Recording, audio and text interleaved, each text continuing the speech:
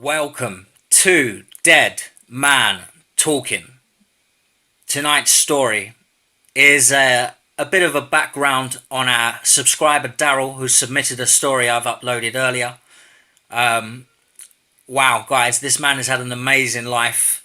31 years of researching the Dogman, speaking with witnesses, people who have had encounters firsthand with this creature spanning back 31 years. So I'm sure Darrel has heard and seen all sorts of things, and I really do look forward to getting to know him better and hearing some of those ideas, theories and facts.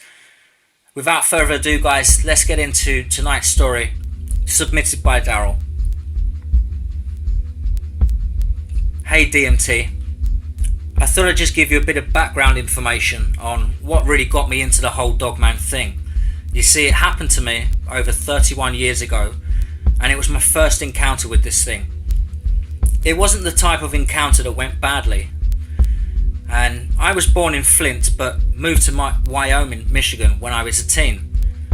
Flint just started to turn into a hellhole. My father lost his job at General Motors, and I grew up hearing stories about the Michigan Dogman, but was assured by my father and a few of my uncles that it was just merely a myth. But my grandparents, who were from Kentucky, did not share that belief.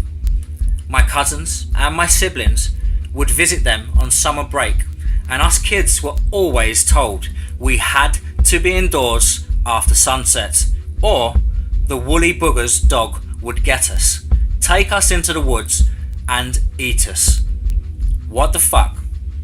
What the fuck was a woolly booger, and what kind of dog did he have? Grandpa would always come outside at sunset and round all of us kids up and tell us to get in the house. Sometimes he would sit on the front porch and have his rifle laying on his lap. He and my grandma had a huge German Shepherd named Toby, and he would sit by my grandpa's side and just stare out at us kids. I swore he was watching over us. My grandparents knew more than they were letting on, and I clearly remember my father and uncles getting into arguments with them over telling us the stories and trying to scare us. After I turned 19, I joined the army and really forgot about the stories until I got married. I went to visit my in-laws, and my wife had bought me a new camera for my birthday. So one winter morning, I wanted to check out how it worked. So I ventured into the woods about a mile from my in-laws' house. I remember it was a sunny February morning. There was a light snow covering the ground, but it was cold. I wanted to get some wildlife photos, possibly a fox or some deer. Well, I got more than I bargained for that morning. As I walked up to this old bridge that had been built in the 1800s, I saw what was left of a homestead. That is when my life completely changed, and I had found out what my grandpa had been talking about all these years ago. It was looking at me, peeping from behind a tree. At first, I thought it was just a stray dog, but when it stood up and had hands wrapped around that tree, oh hell no, that was no dog. Its muzzle was full of teeth, and it was looking at me as if I'd startled it. It just stared at me. At first, I froze, and then I thought, I have to get a picture of this. No one will believe me. As I raised my camera and advanced the film, the 35mm film snapped. It tore due to the extreme cold. This thing heard the click and stepped out from behind the tree and just fucking walked away on two legs. I slowly backed away and headed for my in-laws' house. That, I'm afraid, was the beginning. I had to know more. Then, at a cookout, I started hearing stories from other people and decided to start documenting these encounters, the locations, the way the creatures terrorized the people. At first, it was a hobby. Then, it became an obsession. Then finally, a nightmare. DMT, I have given up documenting due to the nature of this creature. It is malicious, it terrorizes for fun, and it has no fear of man or guns. It is king in its domain, and it is very, very stealthy. Please let the people know and stress that they should not go out hunting these things. If that was the same one behind me, and it has been shot at least 3 times, and once at point blank range straight to the chest with a 30 gauge 6 rifle, then clearly just walk off without any sort of phase or limp. It is not to be messed with. It is stronger than any creature we know scientifically today.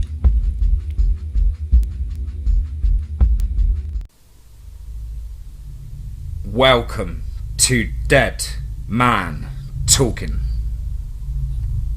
Tonight's story is a short story, or report shall I say, sent over again by Darrel at Midwest Dogman Sightings and Research.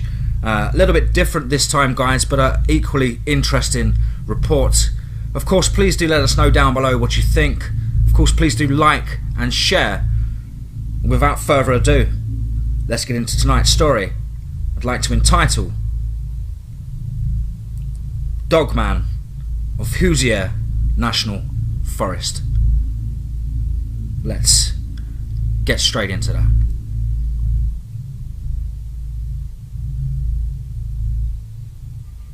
DMT, I have another encounter, although in this one I wanted to store it away. The witness, although credible, could, nor would, keep an open mind, as you will see as you read further. It is not as dramatic as some others I have. This one took place in southern Indiana. It was June 14th, 2015. A family were driving back from Louisville, Kentucky, to Mitchell, Indiana.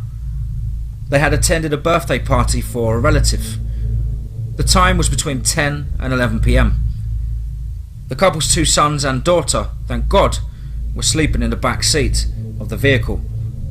They were driving north-west on Indiana and were just outside of the Hoosier National Forest.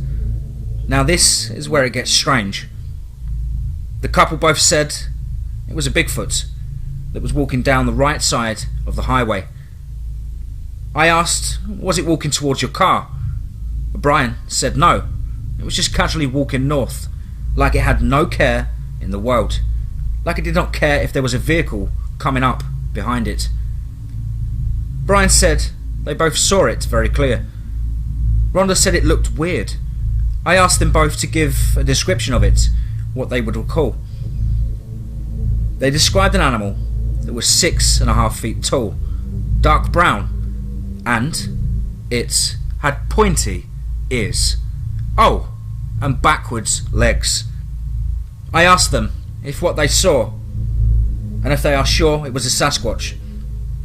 They said pretty sure, and I told them what they were describing was not any type of Sasquatch I'd ever heard of. What they were describing was a Dogman. I asked them how they saw the backwards legs. It turned left and took 3 long strides and was in the forest. That's when they saw the profile. Rhonda then said that this thing had a long nose, or snout. I asked her to elaborate. She said it had a nose like a dog. I said, muzzle. Yeah, that's it, she said. Had a green plant life, like leaves and some moss on its legs or rear end. I asked if they saw it had a tail. Both said no. No tail. They believed that that can be the only explanation. I had to explain that the Sasquatch was not the only cryptid living in the wilderness on this planet. Then I told them what they were describing was a werewolf type creature. The reply back was no way. They are myth, folklore, and only in movies. I asked them, did they believe in Bigfoot? They said yes. I stated to them then, how can you dismiss the Dogman as not being a real creature? Their reply was that they have seen many documentaries on Bigfoot and only seen werewolves in movies. I asked them, could they explain the leg structure and why this creature had a muzzle? The reply was, could be inbreeding. This was a referral encounter from my brother who researches Bigfoot sightings. I think it's a great example and amazing how some people can be so close-minded. I'm not doing this to convince people that Dogman exists, I told them. I'm here to document the encounter and to hear their story and to answer any questions that they may have. I left the residents with more questions than answers. As I said, a strange one, but interesting nevertheless. Regards, Darrel.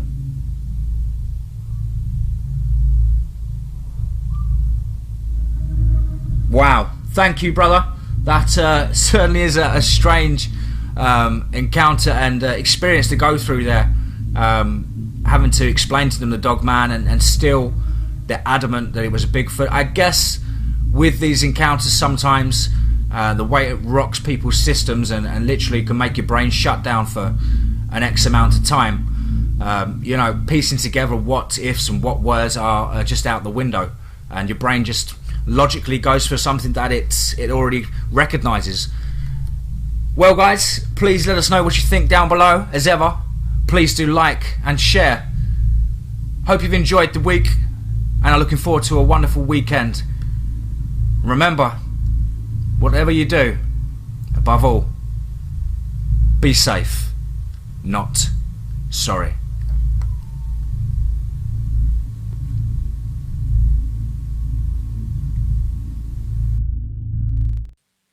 Before we start off tonight's story, I would just like to say a huge thank you to all of you for liking, commenting and sharing, and also a big hello to all of our new subscribers this week. Guys, we're currently sitting at 979 subscribers. I cannot believe how quick things have progressed, and I cannot thank you guys enough for all your support and kind words. We have an update from our boots on the ground researcher, Darrel, over at Midwest Dogman Sightings and Research. Quite a different story for you tonight, guys. Quite a funny one and interesting. And me and Darrel both agree we believe this may have been a juvenile Dogman.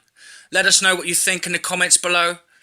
Without further ado, let's get into tonight's story. I'd like to entitle Car Door 1, Dogman 0. Let's get straight into that. DMT. I do not have permission to give the names of the two individuals, nor the location of the encounter. I can say it was southeast Michigan, so for now, the two men will be called Frank and Joe. The two men have been neighbours for 30 or so years, and this encounter took place in 2009, December 23rd to be exact. Frank had a late start putting out Christmas lights that year. He had been working a lot of overtime and his wife had been getting on at him to get the lights up finally. The family were coming over the next day to spend Christmas with them, and it was around 1 in the afternoon, and he knew he did not have a lot of daylight left. You see, it got dark around 5 PM, and he did not want to be up at the crack of dawn putting out decorations and putting up lights. He went over to Joe's house to ask him if he would help him with the lights. As the men worked, Frank stated he got this creepy feeling that they were being watched. Joe was on the ladder hanging a strand of lights, and Frank was in the front yard near the road putting up Santa's reindeer. The men lived on a dead-end road with only 4 other houses on that road. These houses were fairly close together and were all on the same side of the street. Across the street were woods, thick woods, so thick that even in the winter months, with no overgrowth or leaves on the trees, seeing 10 yards within that forest would have been difficult. Frank said he brushed off the uneasy feeling. He walked up to Joe and asked if he wanted a cup of coffee. Joe agreed. So, Frank went into the house, got them each a cup, and as he walked out to the front door, he noticed what he assumed to be a really large dark brown dog cross the road, and it appeared to be looking directly at Joe. Its head was looking in his direction and walking as if it had no care in the world. Frank told Joe, "Look at that dog." Joe turned round and said, "Whose dog is that? I don't remember seeing it before." The creature still had its focus on the two men. Frank stated it didn't take its eye off of us. Then he said the oddest thing happened. The dog was not paying attention to anything but the two men and ended up walking right into a door face first on a parked vehicle. People parked their vehicles on the road to shovel out their driveways. Joe said he yelled out, "Stupid dog." He then said the damn thing stood up on its back legs with its hands pushed on top of the car, as if the car was just in its way. Setting off the alarm, I asked him about the hands. "Are you sure they were not paws?" His reply was, "Yes, hands. Dogs don't have hands." I stated, he said, "I know." It was the weirdest thing I have ever seen. I asked him what happened next. They both said the neighbour came running out of the house to see why his alarm was going off. He took one look at the creature and ran back into the house. I asked him, "What did you two do then?" Frank said, "Let's get a closer look at this." And as the men got closer, the creature's ears went back, so they stopped. Not knowing if it was going to attack, Frank yelled out, "You better get out of here." He said the creature looked at them and then slowly tilted its head, like, "What are you saying?" Then they yelled again, "Get out of here."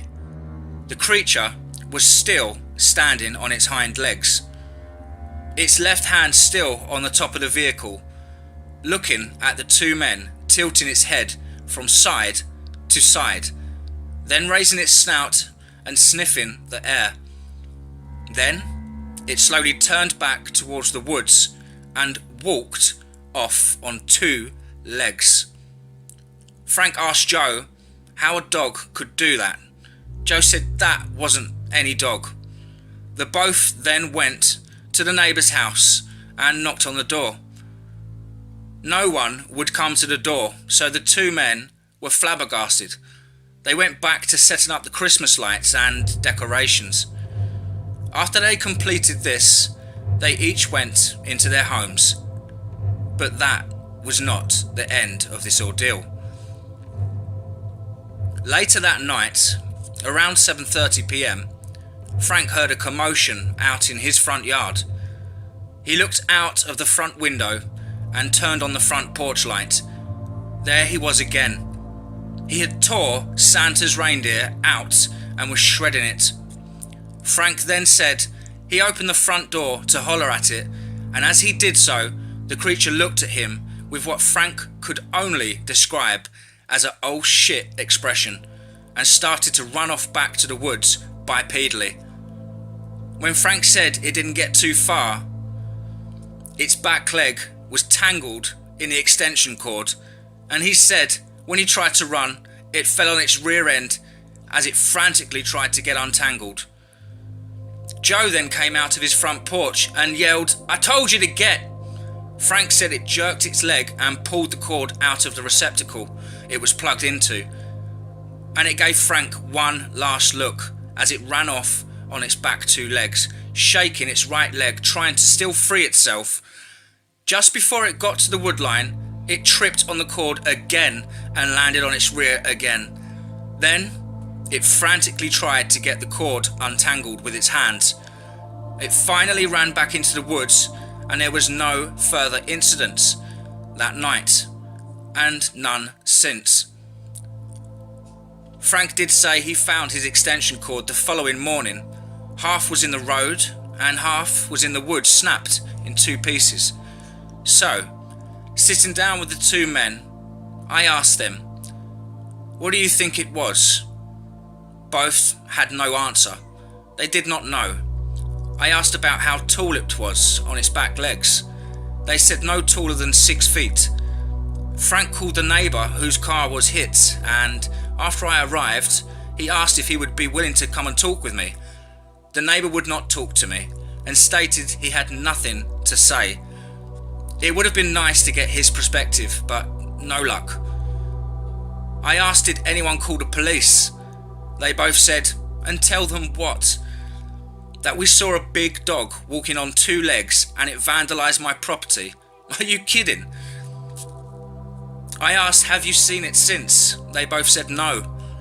But the neighbour at the end of the street had some cats come up missing last year, and every once in a while guys would find dead deer all messed up in the woods whilst hunting, totally mutilated. I asked messed up how so? Their reply was, body parts would be missing, a hind quarter here, a front leg there, and sometimes a complete head would be gone. That was all I could get from the two men, and I believed every word the men said about their encounter. They seemed to be very genuine and to the point. At no time did their story differ, and both kept eye contact when telling their story. Both said they saw what they saw, although they did say that they were at that time afraid. It was comical to watch. I hope the listeners enjoy the encounter. It's not the scary run of your life encounter, but nevertheless, it is an encounter. Thanks very much, Darrell.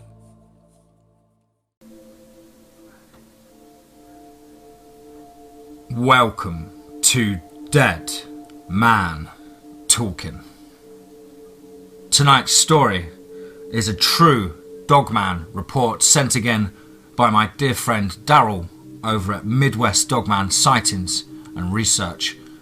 As ever, guys, I'm sure you know by now the clout, as Swamp Dweller would put it, the clout that Darrel brings to the table every time in the reports, the efficiency, diligence that he incorporates to all the reports. It's fantastic, and of course the support that he gives to these witnesses, as of course himself is a Dogman witness after many years of researching. As ever, guys, we'd love to know your opinion on this one. Darrel has specifically asked me to ask you subscribers for your opinions on this particular report. For a first time in a very long time, it's left Darrel quite puzzled, particularly in the response that the witness has given the description, in terms of them actually believing it to be sort of a werewolf entity. Yeah, please, as ever, please do like and share. If you haven't subscribed to DMT, now is a very good time to subscribe and join the family. Hit the notification bell to stay up to date with all DMT content. We have some amazing things coming up soon, and a lot of features coming. Without further ado, let's get into tonight's true Dogman encounter, sent over by Midwest Dogman Sightings and Research. I'd like to entitle 8 foot 600 pound Dogman. Let's get straight into that. Hey DMT, it's Darrel. This encounter took place at approximately 6:50 PM Michigan time, that's Eastern time, on 2/18/18. I received a call from Michigan area code. When I answered the call, a woman was talking frantically, saying her neighbour says she just saw something very big and hairy at the end of her driveway. I asked her how she had got my number. Her response was my neighbour gave it to me. Then she asked me to call you. I asked her how her neighbour got it. She said she didn't know, but just to call me.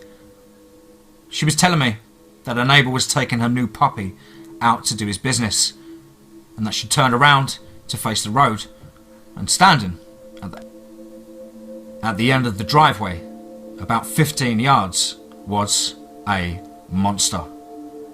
I asked her, did she see it also? She said no, not really. Just a shadow hauling ass under the streetlight.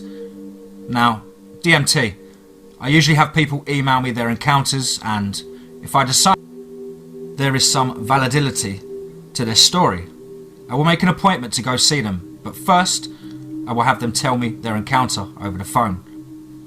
I don't want to make a trip for a wild goose chase, but this was right out of the blue, and I've only taken 2 phone calls that were just out of the blue, and on one of them it turned out bad for me, if you know what I mean.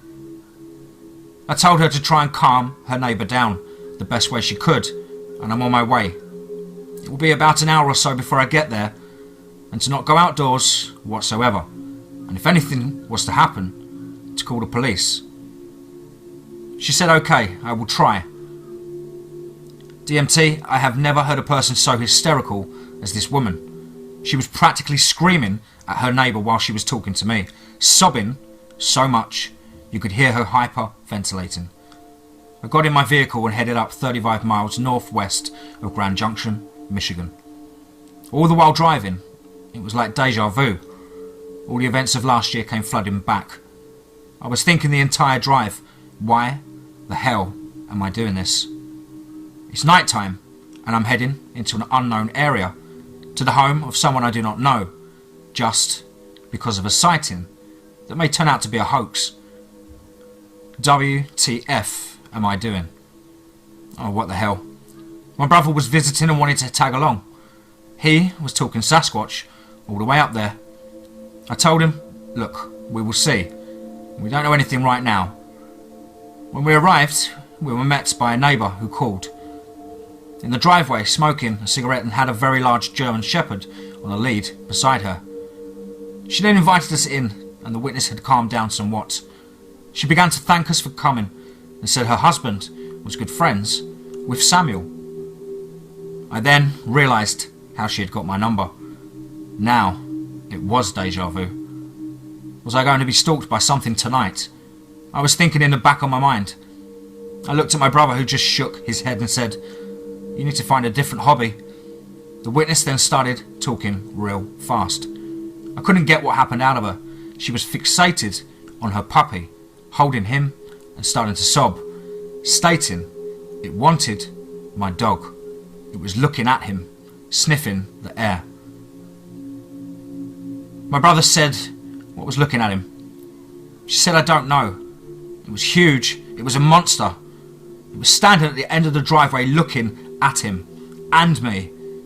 I asked her to try and calm down and tell us what it was you saw. I'm thinking all this time, if she can't calm herself down, she may have to seek medical treatment.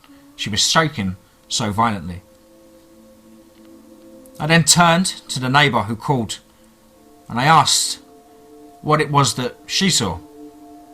It was a shadow. It was running away towards the woods very fast, and it was huge. I asked, on 2 or 4 legs. She said it looked like the size of a cow, so I assume on all 4s. Then the word monster blurted out again. It was not a cow, it was a frickin' monster. My brother went out to my truck and got a flashlight. He began to look for prints, but there were none. It had to have crossed on the gravel road further down and then to the asphalt area, then stood under the floodlight at the end of the drive. There were no prints whatsoever. She then told me to go get my partner. She had no idea he was my brother, and that he was not safe out there. I went out to the end of the driveway, and we both looked for any sign of what might have been. My brother said it had to have been a squatch. I told him, get off the squatch theory. He had no clue. After 10 minutes or so, we went back in. My brother was telling me just before I got to the end of the driveway, he shined the lights into the woods and thought he saw eyeshine. Yellow eyeshine. The witness said it had yellow eyeshine. The neighbour said while we were outside, she had called the witness' husband and he would be right home. And 20 minutes later, he pulls up into the driveway and comes to the home we're all gathered at. I asked him how he knew Samuel. He said he knew him and his family from the farmer's market. He then said he had got my number from him and that he knew about the things that were happening on Samuel's farm. And then told me he had seen something lurking around the woods, and it's big, he said, covered in dark brown hair with a large wolf-like snout. I asked him to describe its features. He said it walked like a man on two legs. My brother said, "I told you, it's a Sasquatch." It had a face like a wolf. He then stated to my brother, it was no Bigfoot. It looked like something from a Hollywood horror flick. I asked him how so. He said it had to have been all of 8 foot tall and 600 pounds. Its eyes glowed yellow. I asked him if it was the lights reflecting the shine and they appeared yellow. He said no, he saw it in the daytime and he was pulling out to go work. The sun was shining bright and the eyes were still yellow. Listen, DMT, I have been doing this for years. All the reports I have taken describes canine features. I have no reason to doubt this witness's encounter. The neighbour said she saw something move quickly in the shadows, something very large. The husband described seeing something resemble a werewolf. This is a whole new type of creature to me. I may have to go get some insight from Mr. Doss on this one. Laugh out loud, because I'm clueless. I will keep you posted, for I am in contact with the family. I hope there are no other occurrences. Regards, Darrell.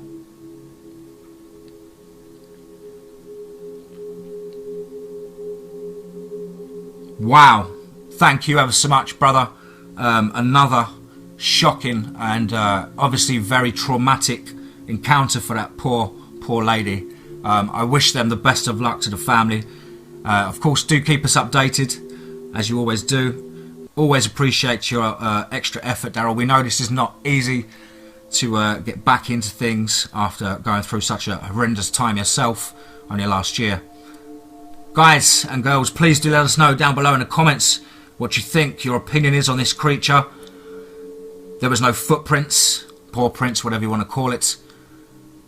And a very, very large, heavy creature at that. An eye shine in the daytime, guys. Glowing eyes in the daytime.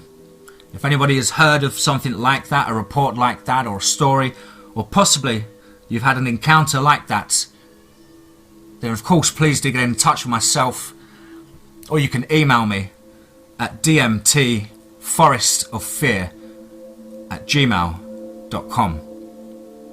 Remember, guys, be aware of your surroundings when you're out and about, and above all, remember, be safe, not sorry.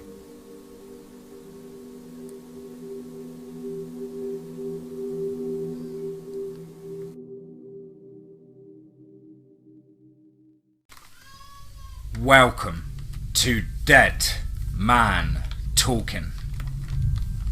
Tonight's show, I am very excited and happy to announce the return of my good friend Darrell from Midwest Dogman, Sightings and Research. You guys may remember quite a few of his reports and stories on this show. Some of my favourites, Dogman encounters and experiences. Absolutely. Of course, please do let us know what you think down below in the comments. As ever, guys, please do like and share. Without further ado, let's get into tonight's story, sent over by my good friend Darrell at Midwest Dogman Sightings and Research. I'd like to entitle Frozen in Fear. Let's get straight into that. Hi DMT, thank you for all your support. I now have the confidence back again to conduct interviews again. I can no longer let my fear overwhelm me. I started this to help people, let them know that they are not alone, and are not crazy, so I thank you. This incident occurred on December 19th, 2017, so it was very fresh in the witness's memory. At about 8:45 PM, Jack, as we will call him, and his girlfriend Samantha were on their way home from an employee Christmas party near Mount Pleasant in Michigan, when they both noticed what they assumed was a large dog sitting on the side of the road. Samantha, being an animal lover, asked Jack to stop the car so she could see if there was any owner's name or address on the collar. As they slowed down and stopped so she could get out and see, this dog stood up on 2 legs and then started walking towards the vehicle. Jack then said he hit the lock button on the door. The creature got closer and closer and put its hand, as they stated, on the hood. I asked them if it was a paw. Both replied at the same time it was a hand. It then circled the vehicle going around to Jack's side. They were both frozen in fear. I asked why they didn't just drive away. He said he couldn't move. The fear was so overwhelming that he just sat there, facing forward, not wanting to look out of the driver's window. He then said that this creature tapped on the window, taunting him into looking at it. Jack slowly turned his head to his left. As he did so, the creature bent down and pressed its nose against the wall, as if it knew Jack was looking in its direction. Jack said he saw a mouth full of sharp teeth and 2 black eyes. There was no colour to the eyes at all, just black. Samantha screamed, "What is that?" It then raised its head and walked in front of the vehicle to her side. It bent over to gaze into her window. Jack told her not to look. Then they both heard the door handle jiggle, as if the thing was trying to get in the car.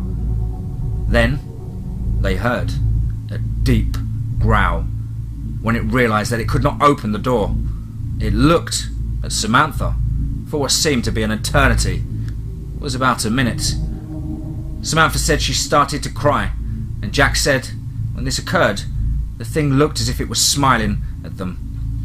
Jack said the creature then walked in front of the car and stood there, both of its hands on the hood, as if it was not going to let them leave, just staring and sniffing. I asked them how long it stood there. They both replied they were not too sure. They saw some headlights coming towards them in the distance. This thing turned around, looked at the oncoming vehicle. It was about a quarter of a mile away, and took off back into the woods.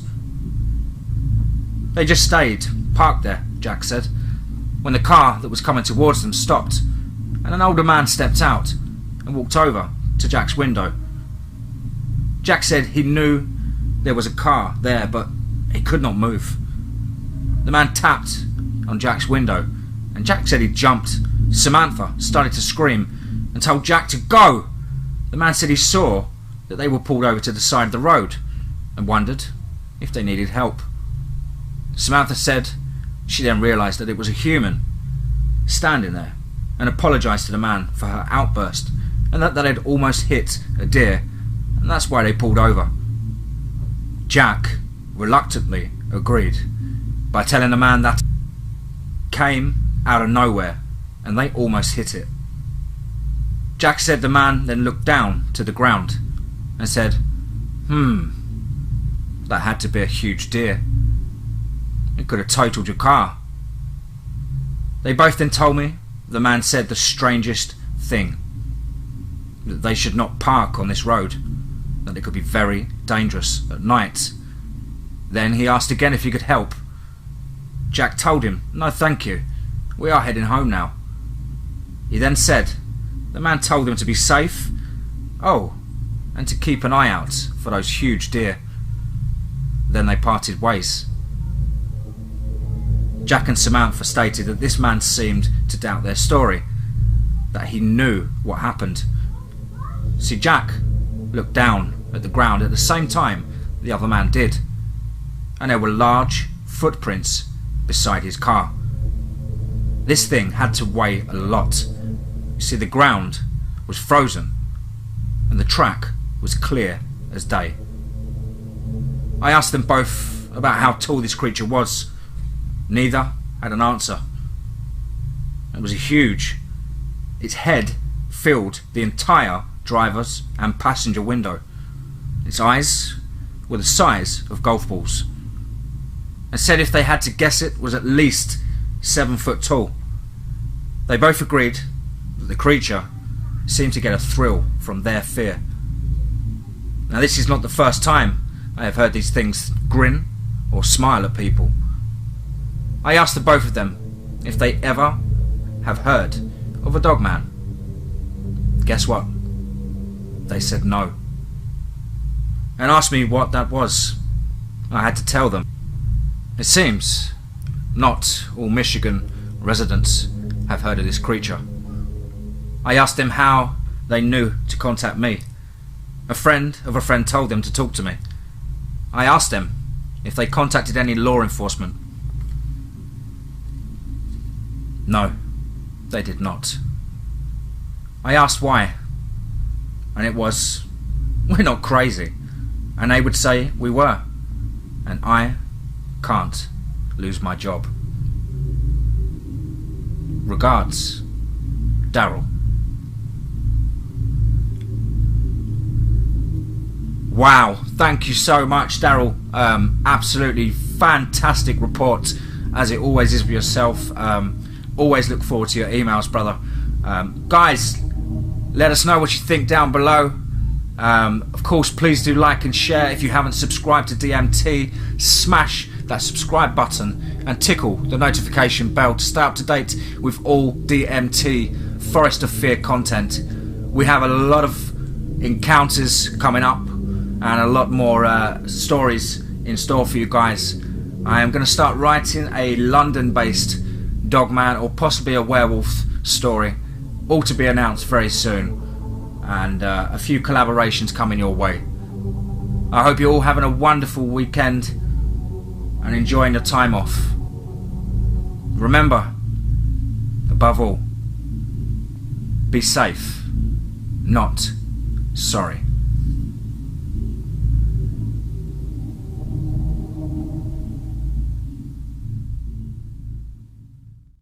Welcome to Dead Man Talking.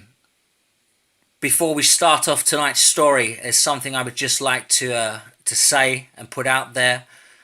Last week, this country experienced a horrifying, nightmarish ordeal with the Grenfell Tower fire. Now, some of you may or may not be aware that one of my fellow narrators, the Grim Reader, was actually caught up in that fire, actually lived within the Grenfell Tower on the 3rd floor. It's safe to say that, you know, it's a horrible tragedy, but thank God the Grim Reader and his family all survived and escaped the tower unharmed as far as I'm aware. But of course, they literally have only the clothes they had on their back at the time and 1 or 2 mobile phones. They have lost their home. Due to this, the Grim Reader's obviously lost his sole income, which is his channel, a wonderful channel on YouTube for scary, creepy stories alike.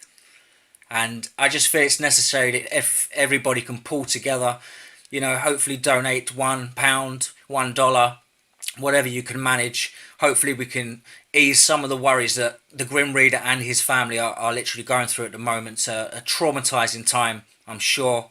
I'm horrified to see the state that our country is in, if not the world. At the moment, it seems like the world has gone crazy. But without further ado, guys, we have an exciting story tonight. A subscriber submitted story from a subscriber of mine known as Darrel. I've spoken with Darrel, a very, very nice man from over in the USA. Darrel has been a field researcher for over 31 years, you know, going to locations, speaking with witnesses, people that have had these encounters with Dogman. and I'm sure some Bigfoot encounters as well. He's used to being on the other side of things, you know, being the listener, trying to help people get through this time that they've gone through the ordeal, and obviously and try and put a key to the mystery of why they've had this encounter in the first place. Unfortunately, March this year, Darrell had an encounter, as I'm sure he's had many before during his research time over the course of 31 years, and it was the last straw for Darrell. As he's stressed, he's really had enough of you know, being around these creatures with such a sinister sort of toying, tormenting nature at heart, and that just seems to come naturally with this creature, the Dogman.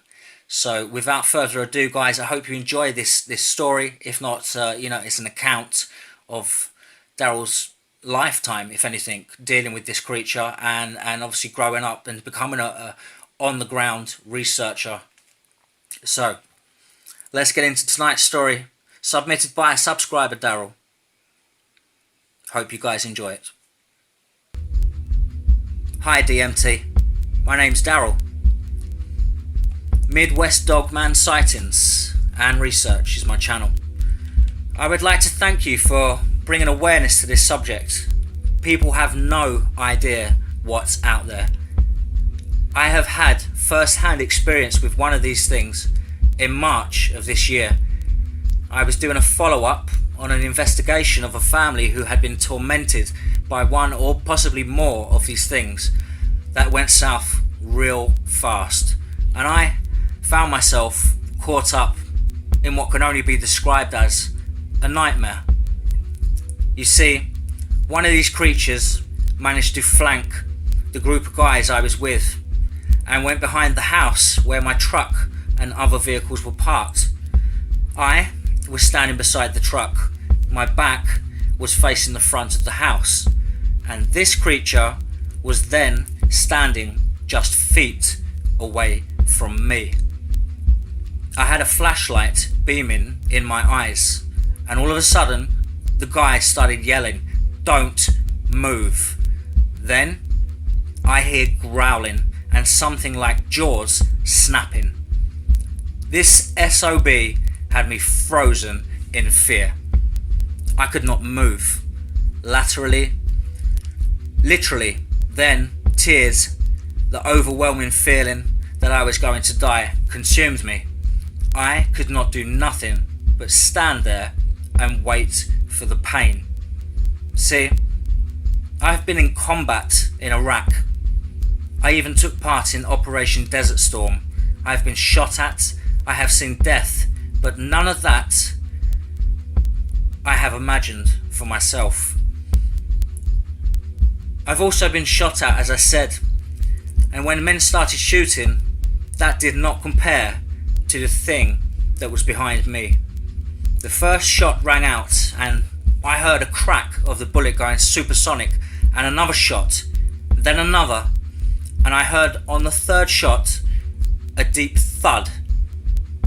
Then I heard the thing run off. How I knew it ran off was the weight of this thing. It had immense amount of weight, because you could literally hear the footfall like impact tremors. And when I listened to the encounters from Michigan, it opened a wound in my soul. I know how that woman felt, and for her boyfriend to just leave her. What a prick. I do not drink, but that night I drank myself to sleep. There were more than a dozen men with enough firepower to kill a bloody T-Rex. But on another note, it was the same creature that was shot last summer. It took a .30 caliber bullet from a high-powered rifle straight to the chest at a 4 feet range and simply ran off. I will never go into the woods again. I will not drive down a road surrounded by woods. The shame is that I really did enjoy doing the interviews. I have met a lot of great people that have suffered in too much of a way, and they just needed someone to listen to their story and assure them that they were not crazy. And we did just that. Whatever was standing behind me, I didn't see it. I couldn't even turn around. But DMT, the stench of blood and urine was overwhelming. If you mix it with a septic tank or a porta pot that's been sitting in the heat unemptied for weeks, it stunk like that, like death. But it didn't smell like a wet dog, as a lot of people would remark to. Wow. I hope you guys enjoyed that story there from Darrel, a friend of mine and a subscriber to the channel. A very, very shocking turn of events for this man, everybody. I'm sure you'd agree. He spent a lot of time being on the receiving end, listening to people's worries, their concerns, trying to ease those worries. And now he finds himself, since March this year, having to rethink what he's going to do with his free time, and obviously what he's going to do with his passion, because this obviously was a passion for Darrel for a very long time, and things have got too bad for Darrel to feel like he can carry on at the moment. So I want to wish Darrel the best of luck with any type of recovery. Again, as I've said to him, please do feel free to get in contact with me. Is there anything I can do? We have also got a little update with Darrel that I will do in another video shortly. With that, guys, please do remember to check the link in the description in regards to the Grim Readers donation page. It would be really, really appreciated if we could all get behind that and support that. And as ever, folks, be safe, not sorry.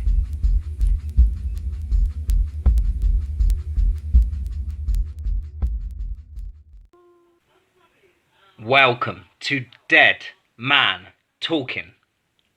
Tonight's story is a very chilling encounter with the terrifying Dogman.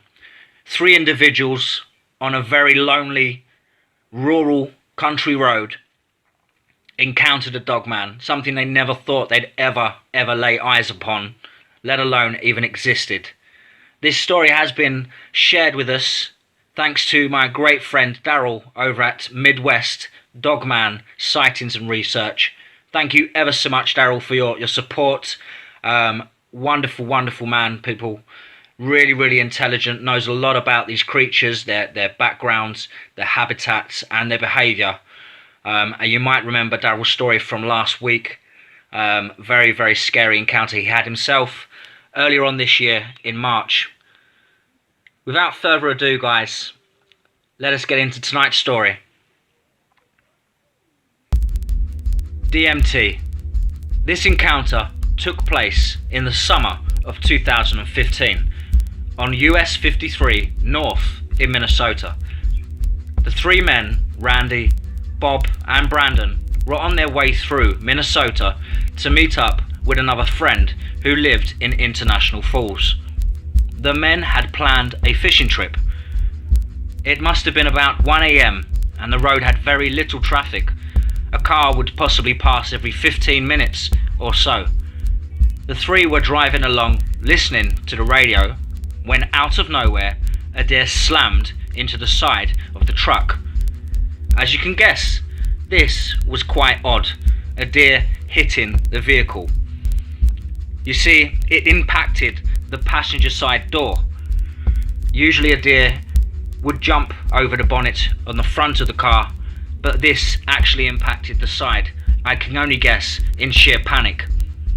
Immediately, Randy pulled over to the side of the road. He exited the truck. He then stated that he heard something big crashing through the woods. He jumped back into the truck, believing it was a bear. The other 2 men asked him, "What was that? What's going on?" Then they all saw the deer run off northbound in the middle of the highway. Then something stepped out of the woods. It walked on 2 legs in front of the truck. Brandon asked the other 2 men if that was a bear. Bob replied, "That does not look like any bear I have ever seen." Then, as the creature stepped foot onto the road, it stopped. The 3 men were in awe at what they were looking at, as the creature turned its head and looked down at them. Then Brandon yelled out, "That ain't no bear." It was so tall that through the headlights its head was shaded, but huge. They could make out a snout. They could not make out much more detail at that time as it towered over the truck. But the eyes shined a golden yellow, and the body was massive. The creature looked at the three of the men for a few seconds and then turned its head north, down the highway, and started running on its hind legs. How the hell can something that big run on two legs? As soon as it took off running and was a shadow on the road in the faint moonlight, Randy turned on his KC lights. It lit the road up like a Christmas tree, and as it did, the creature dropped to all fours and turned around. In the middle of the highway, the three men could now see the entire creature. It was now walking back towards the truck, and the three said it looked pissed, showing its teeth and everything. Randy said he was afraid to take off north and keep driving. He said he would have to pass right beside it within feet, so slamming the truck into reverse and punching the gas was really the only option. But would there be enough time to back up and do a U-turn before this thing was on top of them? Either way, they thought they were fucked. Randy kept the lights on the creature as he slowly backed up just to see if it would charge, and also to put some distance between them and it. Bob and Brandon kept yelling, "Go, go, go, go!" Randy yelled back, "Shut up, I am!" The other two men yelled back, "Not fast enough!" Randy put about 75 feet between the creature and the truck, then slammed it into drive and did a U-turn and took off back south the way they had just come. Then the truck shook as if it had been hit by something. Brandon, being in the back, looked out the rear window and yelled for Randy to speed up as it was right on their arse. Randy said he hit 50 miles an hour and asked Brandon if it was still behind us. His reply was at first yes, and then no. "I can't see it anymore." The three drove for about 40 minutes until they found a motel. After not being able to sleep that night, the three returned home the next morning. I asked the three if they got a good look at the creature. All said yes at exactly the same time. At first, they all thought it was a bear, then a Sasquatch. But as all of the lights on the truck lit it up, it told a very different story. I asked the three men a variety of questions. These are some of my notes. Number 1. How close was the closest it was from the front of the truck? Their reply was about 5 feet. Question 2. About how tall on two legs would you approximate its height? They replied, that son of a bitch had to have been at least 9 feet. Question 3. Did you see the hands or paws? Their reply was, it had paws like a raccoon and the claws kind of turned inward, real long and black. Question 4. Did it have a muzzle? Their reply was, yes, with a mouth full of teeth. The teeth looked almost too big for its mouth. Question 5. What about the face? Their reply was, exact words, a fucking werewolf. Question 6. What about the body? Their reply was, matted dark brown fur. It's like it walked on the front part of its back, like tiptoed the rest of its back foot was off the ground. It had a thick chest and a little waist. A bear is simply round and plump. Question 7. What was the leg structure like? What was it shaped like? Reply was, like a horse's rear leg. Question 8. Did you see the ears? Their reply was, they were pointed like a dog or a wolf. Question 9. Eyes. What did the eyes look like? Their reply was, like a big cat, yellow gold in colour. Question 10. How fast would you estimate this thing was moving? Their reply was, a minimum of 45 miles an hour. Question 11. What was the shaking you experienced? Their reply, I believe this thing slapped the arse end of my truck. What else could it have been? The morning we left the motel, I got pulled over for a busted tail light. Question 12.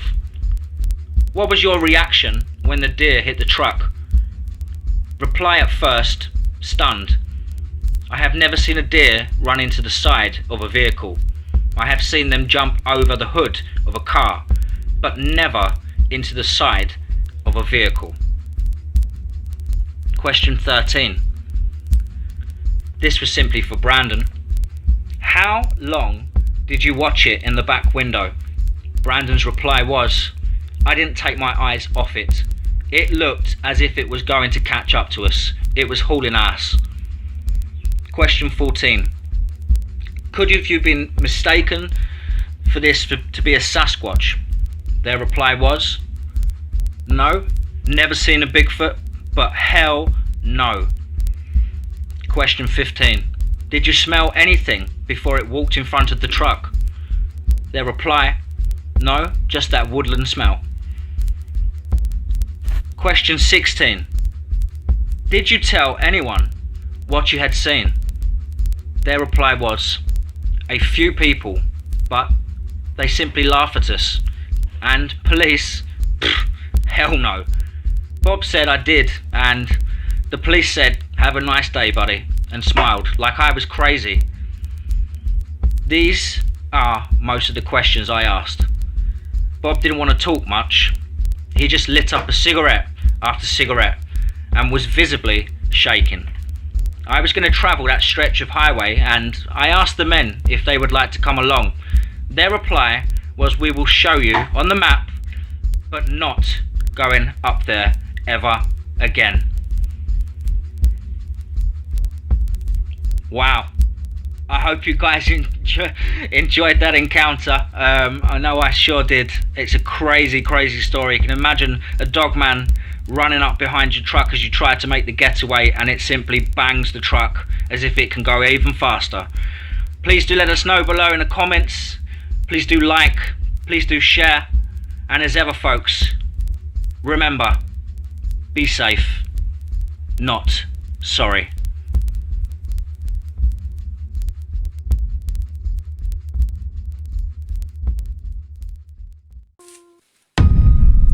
Welcome to Dead Man Talking. Tonight's story is a terrifying dogman encounter. One that's an update from my very dear friend Darrel over at Midwest Dogman Sightings and Research. And this particular story, guys, is heartbreaking, really, because there was a little one involved who witnessed the dogman, and as you can obviously imagine, for anyone to witness a dogman, you know, it's pretty psychologically destroying, and for anyone to be that young, it's only going to make matters worse.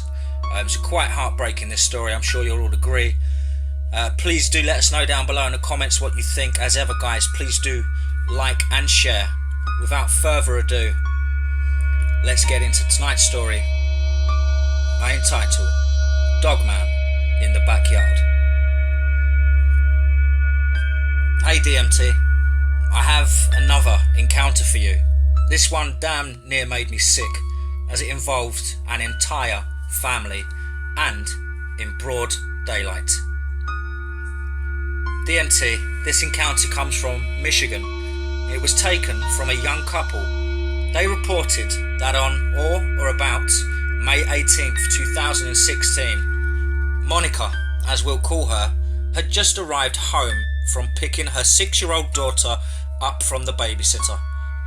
She stated that when she pulled into the driveway of their home, she noticed a very large dog running into the woods behind their home. She stated it was on all fours at the time she saw the creature.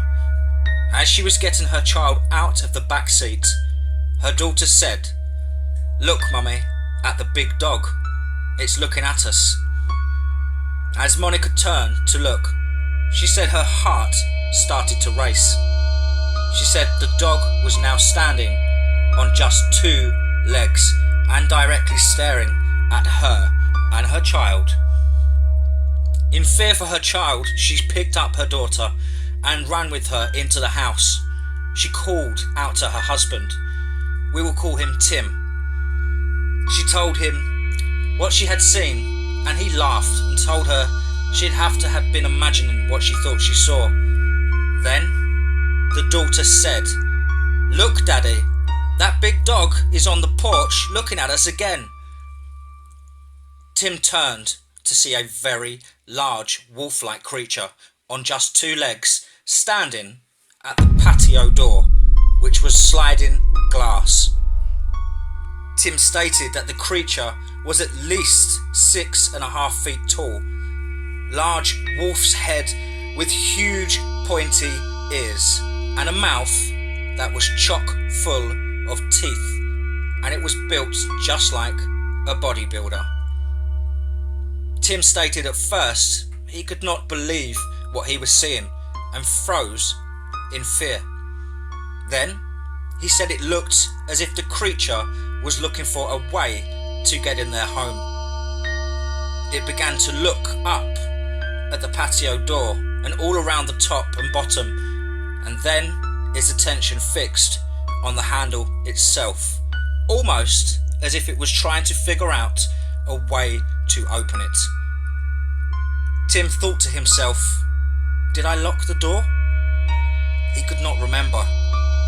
Monica took their daughter and slowly moved towards the basement door, as Tim was just trying to block the creature's view at his family. Tim could not get to the phone on the other side of the room, and he feared that if he did try and make a sudden move, the creature would crash through the thin glass door and kill all of them. All in all, Tim just felt frozen in fear. His wife opened the basement door, and as she and her daughter slowly went down the stairs, Tim then stated that he began to tear up because his daughter was crying, "Daddy, Daddy, please come with us, Daddy." At this moment, I also began to tear up. It was so sad, DMT. As did Tim when he and Monica were telling this encounter. Anyway, Tim stated that the creature then raised its right arm and hand. Tim said it had a very large hand with at least 2-inch claws. It looked like a giant raccoon paw, but easily 20 times the size. He then said this creature did something that you would not expect or even see in a nightmare. It tapped on the glass door with its index finger, as if it was taunting them and saying, "I see you. I can get at you if I wanted to." Tim said it displayed an intelligence as that of a human, but it was not human. I asked Tim and Monica if they could describe its eyes. At the very same time, they both said black. Then Monica said black as death and void of all emotion. She began to cry and wanted the interview to end. Of course, we respected her wishes and ended the interview. And as we were being walked out to the vehicle by Tim, we continued the conversation in the driveway. He apologised. I told him that was not necessary. I understand completely. He said, "No, what you don't know is, I didn't lock the door. He said it then dropped to all fours and ran off of the deck. He said after a few minutes, I yelled for Monica and our daughter to come up and that it was gone. Tim stated, Monica stood in the living room and looked at the door for several minutes, then slowly walked towards the door to see if it was completely gone. Tim said she started to shake, visibly trembling. Tim thought it had not gone and she was seeing it in the backyard. Tim moved quickly to her. The creature was gone, but the reason she was shaking so bad was that in fact the door was unlocked the entire time. Monica had a breakdown, he said, and began sobbing uncontrollably and screaming. You left the door unlocked. It could have killed my baby. It could have killed my baby. Although Monica was visibly still shaken at the time of the interview, I had no doubt that the incident occurred. Although we did not interview the children, the young girl overheard us talking and soon asked her mummy and daddy in an innocent voice, Mummy, Daddy, the monster won't come back, will he? After Monica was asked that in front of two investigators, myself included, I knew the interview with Monica was over. Tim would continue as Monica would leave the room and return several times, stating, they don't believe us, they just don't believe us, no one will believe us. I assured her, we do believe you, and there is an entire community out there that does, as she began to tear up again. The last names of the witnesses and the exact location cannot be disclosed to protect the family. Anyone with children should understand this. This interview was the most heartbreaking interview I have ever attended. The terror in Monica and Tim's voices, the little child asking if the monster was coming back as she hugged her daddy, that really tore at my heart. I would like people to know that searching out these creatures would be like taking a knife to a gunfight. They should not be messed with. A lot of encounters do not turn out like this one. Others have been physically attacked and harmed. DMT. This encounter was taken off of notes and from memory. The entire interview lasted about 45 minutes and emotions were extremely high. And you could cut the tension with a knife. It took me weeks just to convince them to sit down for an interview. The entire family was traumatized and did not want to push it. I did not want to push it. It traumatized me and I did not witness the encounter. Children should not have to witness this shit, but unfortunately they sometimes do. DMT, I had an update in January 2017. The family finally sold their home and moved to a new home within a small town an hour's drive from the encounter location. And they have adjusted, although their young one is still having a hard time with reoccurring nightmares. I just pray time will heal her wounds and this does not haunt her for a lifetime. Regards, Darrell. Wow, thank you so much again, Darrell, for all of your awesome work. And also your support behind the scenes, folks. This guy is an amazing support and helper for me on the show. Loads and loads of advice and information. Let us know what you think down below in the comments, guys. Please do like and share. And as ever, folks, remember, be safe, not sorry.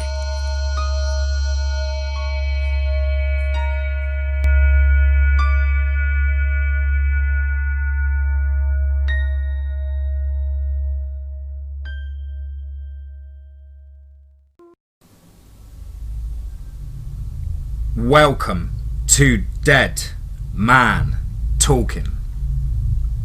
Tonight's show, guys, is a true Dogman encounter over a series of months last year, and this actually took place in northeastern Indiana about about 30 miles from the Ohio border. Very sad encounter, guys. I will give you a quick warning. A lot of animals got caught up with this Dogman. Nightly visits. The local deer population definitely dipped, according to the witness. Yeah, as ever, guys, please do let us know what you think down below in the comments. Please support the show with your likes and shares. A big thank you for your support in the last few days. The subscriber count has jumped through the roof. I think in the last 2.5 days it's been 76 subscribers, which is crazy. So thank you so much for that, and a big welcome to all of you new subscribers. Welcome to the DMT family.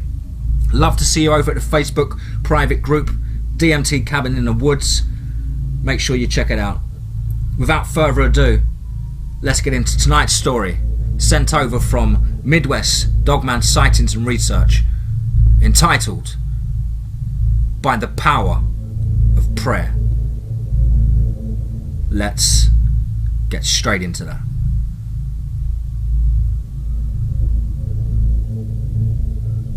DMT, I have another strange one. Took several hours, as I at first assumed it was only one witness, and I could not verify the entire encounter due to the second witness refusing to give their statements, and now I know why he does not wish to come forward. A lot of people do not wish to relive nightmares, as I had to relive one months ago. These encounters had been going on for months, and just abruptly stopped this past November. These occurrences started out as a once-a-week thing, then escalated to an every night for weeks on end. Tammy is her name. I have permission to use her first name only. She has 2 acres of land in northeastern Indiana, approximately 30 miles from the Ohio border. She had purchased the land and had a modular home put on it as a retirement gift to herself and her pets. At one time, she had 12 cats and 2 dogs. When I visited, she had only 2 dogs and 3 cats. As she started to weep, she told me the story of her nightly visitor and how her animals had disappeared. To describe the layout of the property, her home is set a quarter mile off the main road. She has a long dirt driveway that kind of curves around a large group of pines. Behind the home are miles of wilderness with game trails that start at her backyard and then go into the forest hundreds of yards back. To the right of her home is some more pines, a few maples and oak trees. Then beyond that is a fence line separating her neighbour's farm from her property. To the left of her home were a few trees, and beyond that is open grassland for about 200 yards, then nothing but forest. Tammy stated the visit started last summer and did not stop until just before Thanksgiving, approximately 4 or 5 months ago. One summer afternoon, Tammy had her son come over to cut her lawn. There was a small tool shed just behind her home, just outside the wood line. Her son was walking to the shed. When she said, he yelled, and a few seconds later burst through the back door. She said he was pale and sweating profusely. She thought he'd been stung by a bee, as he was allergic to them. She told him to sit down and relax and asked him if he'd been stung. He told her no, that it had been something standing beside the shed. She asked him, what did he see? He told her he was not sure, but it looked like a werewolf. She then assumed he was stung and was exaggerating and was delusional, as he drank down a bottle of water she had given him.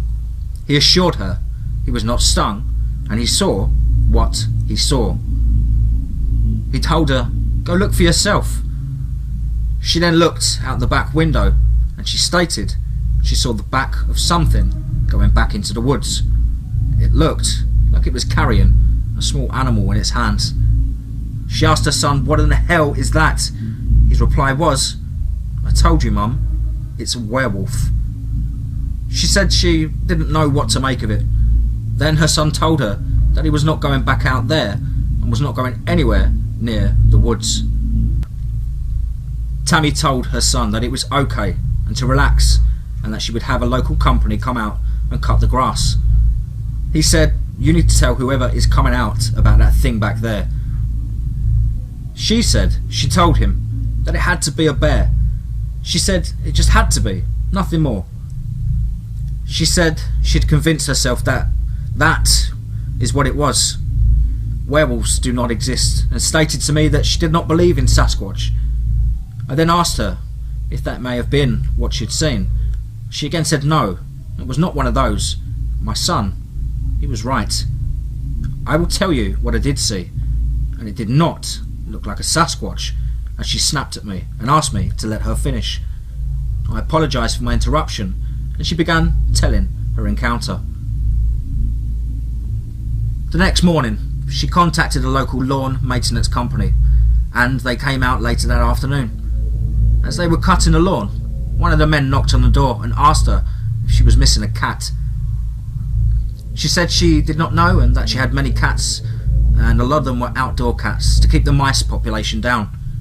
He then told her that it looked as if a coyote had got one of her animals, and they had found it in the tree line behind the house. She went out to see. What she saw next was a gruesome sight. It was one of her animals, or what was left of one. It had been torn apart. She knew it was not one of her dogs that had done this. They were way too small and were afraid of the cats. So she assumed that it was a coyote. The next weekend, Tammy said she was laying in bed when she heard scratching on the back door. She said she got up and looked out the bedroom window but did not see anything. She leaves the back porch light on so the cats can see the bowl of food that she leaves on the porch for them. She said that she could see the bowl and there was nothing there, so she went back to lay down. A few minutes later, more scratching followed by what seemed to be the cats screeching as if they were fighting, which only lasted a few seconds, and then silence. So she just assumed that they'd been fighting over the food and then went back to sleep. The next morning she got up and looked to see if the bowl of food was empty. What she said she saw next shook her to her core. There were 4 more of her animals scattered about the yard. All appeared to have been fed upon. She began to get upset as the interview continued. I asked her if she wanted to continue or take a break. She said that it was okay, and she continued with her story. She then began to tell me that after a few hours she decided to go out and bury the remains of her pets. She said that she had her son come back over. He reluctantly agreed, but did agree to come over and help her.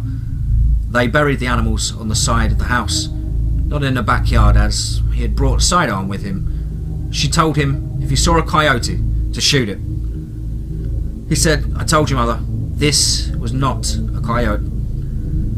I told you what I saw, and you won't believe me."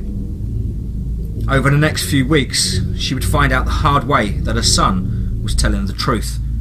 A couple of weeks had passed when she see for herself that her son was not exaggerating.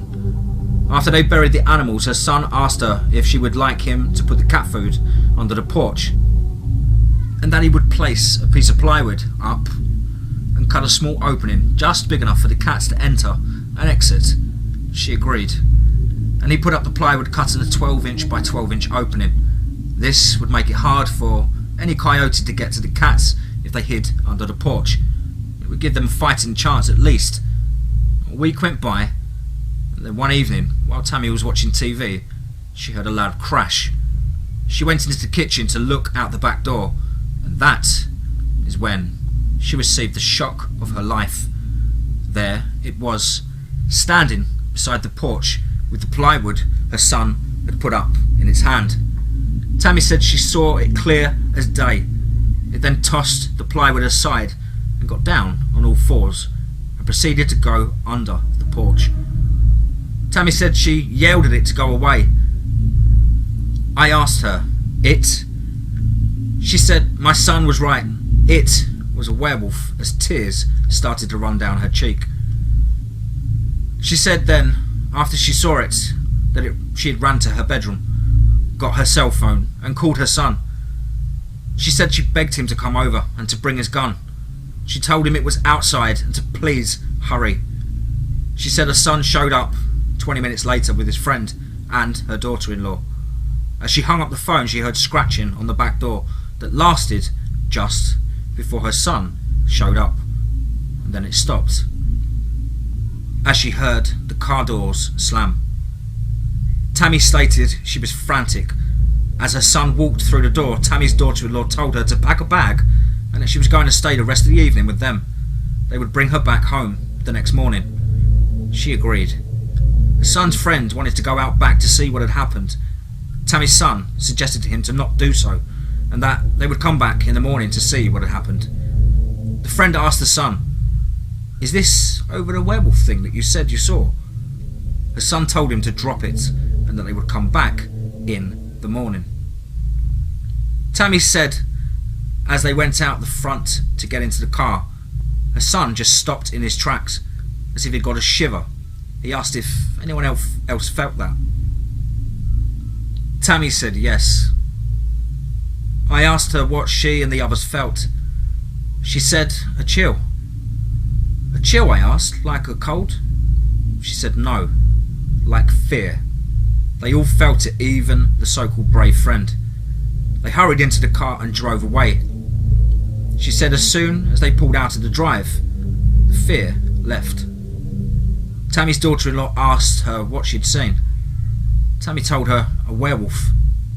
Her daughter-in-law looked at her like she was crazy.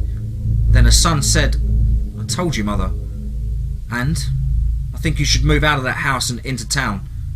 Tammy said that was not an option. That was her home. She had worked her arse off and saved for years to buy that land and home. She told her son to stop by the sheriff's office so she could tell them and keep an eye on the house. Her son and daughter-in-law said, "Do you know how crazy this sounds? Go and tell the police that a werewolf lives in the woods behind your house, and they will call you the crazy cat lady, or worse. They may even lock you up for being nuts." Tammy said, "Come with me and tell them you saw it also." The daughter-in-law interrupted and put her 2 cents in, stating, "Oh hell no, they will think of both are nuts." She then told Tammy that she misidentified a large dog or coyote. Tammy told her that those animals can't walk on 2 legs. Tammy, her son and daughter stayed up most of the evening discussing whether or not to go to the police. She said they convinced her not to. The next morning, at about 10 AM, they pulled up in front of the house. Her son's friend drove in his car and brought his shotgun. Her son had brought his sidearm. No one was taking any chances. As they came around the back of the house, they noticed the plywood laying on the ground. It was about 30 feet from the back porch. Tammy said her son and his friend looked under the porch and then stood up, abruptly gagging. Tammy said the stench was overwhelming, and they told Tammy to go in the house and that they would take care of it. Tammy said, "Take care of what?" They told her not to look and just to go into the house. She said that she didn't even have to look, that she knew what was under the porch. More of her animals. Tammy said she went into the house but couldn't find her dogs. They always greeted her at the door, but they were nowhere in sight. She called to them, but neither came. She began to frantically search the house for them, calling out to them to come. She found them under her bed.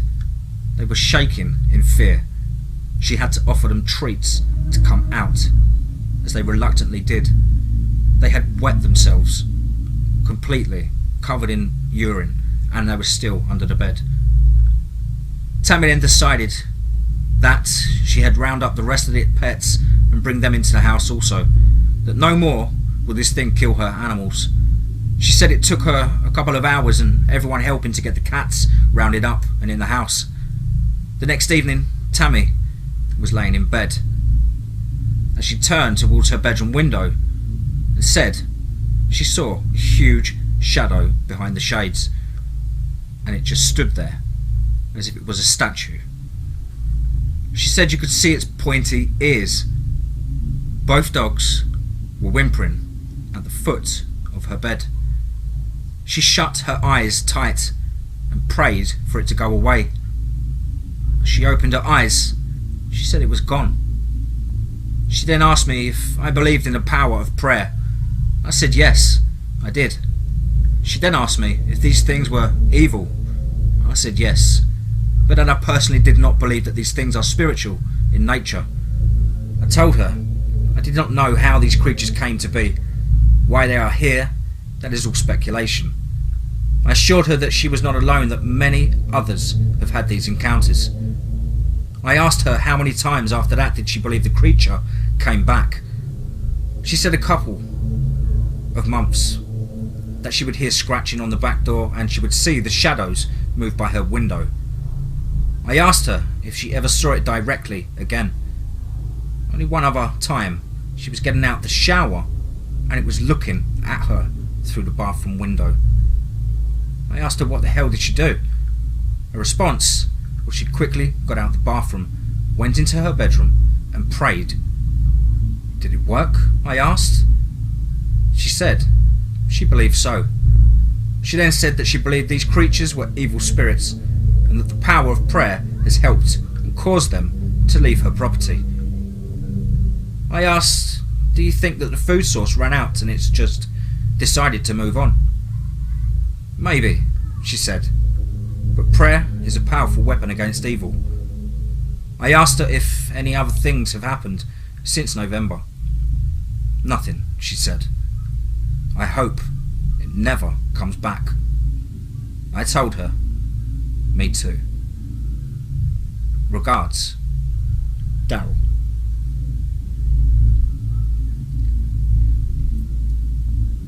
Wow. Well, there we go, guys. Absolutely speechless, really. What an encounter. What a set of months to go through. Nightly visits by a bipedal, obviously aggressive and hungry carnivore.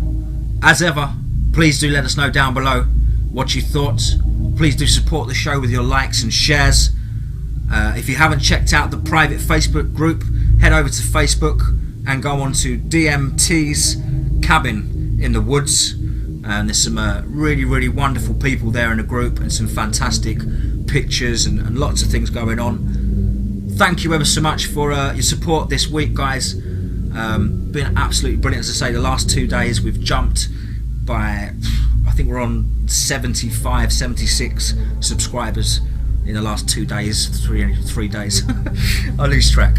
But yeah, as ever, remember, above all, if you're out in the wild, wilderness or the deep dark woods, keep your eyes on the trees and what's around you, and above all, be safe, not sorry.